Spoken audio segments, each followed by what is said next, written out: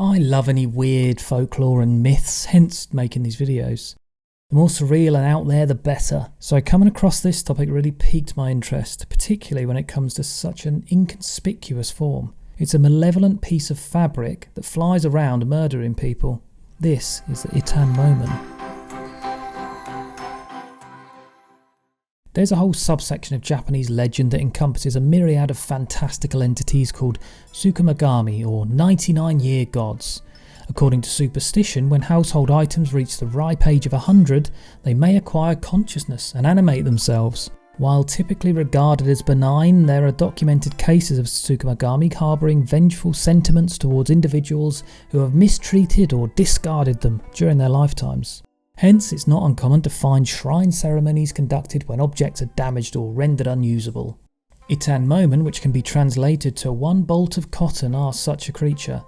Legend has it that during the evening hours, a cloth-like entity measuring approximately 11 metres in length and 30 centimetres in width would ominously hover, assaulting unsuspecting individuals. Accounts depict these entities ensnaring victims by wrapping around their necks or obscuring their faces, leading to suffocation and death. In alternate tales, these cloths are described as spinning rapidly before swiftly descending upon individuals, enveloping them and whisking them away into the skies. In Kimetsuki, there are shrines reportedly frequented by Ittan-Momen, where local belief holds that as children pass by, Ittan-Momen soaring overhead might target the last child in the line, prompting them to race ahead if found in this position.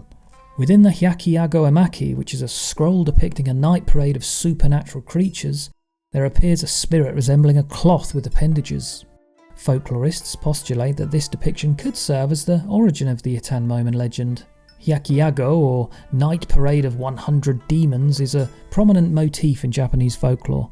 Depicted alternatively as a disciplined procession or a chaotic spectacle, it portrays a gathering of supernatural entities, including oni and yokai, parading through the streets of Japan.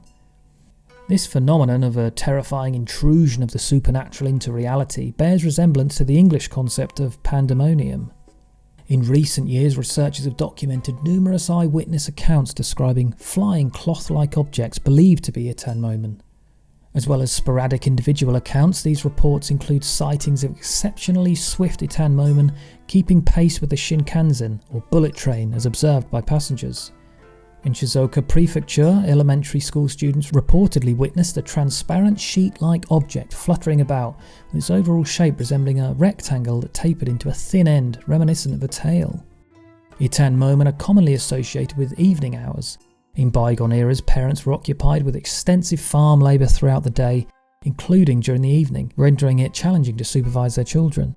Thus, tales of Ittan-Momen served as cautionary narratives warning youngsters about the perils of lingering outdoors late into the night.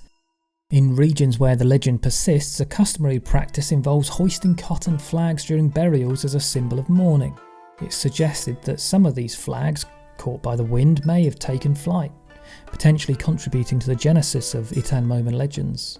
Resembling large furoshiki, similar Tsukumogami are said to come flying out of nowhere into roads, enveloping pedestrians' heads.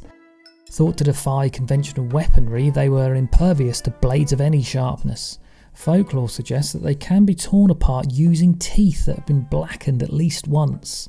Consequently, a tradition arose for males to darken their teeth as a means of protection against such supernatural threats. Experiments have been conducted involving the fast movement of a cloth piece approximately 50 centimetres in length within darkness. Observers report an average length of 2.19 metres, with the longest perceived length reaching 6 metres. This phenomenon was attributed to a positive after-image optical illusion, wherein the movement of white or bright objects in darkness leaves a lingering trail.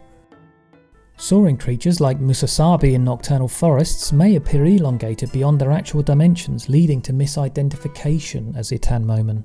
Musasabi are reputed to glide through forest pathways at night, catching unsuspecting individuals off guard by clinging to their faces.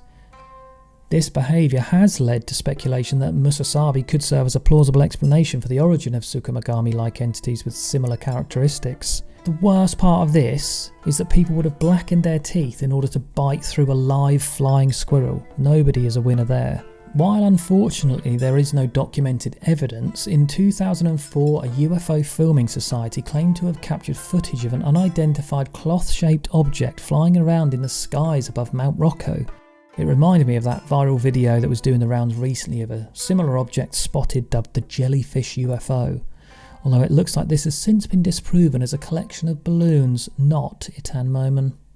So next time you see a discarded piece of litter fluttering around in the wind, just double check it doesn't have any arms or legs. Thanks for watching.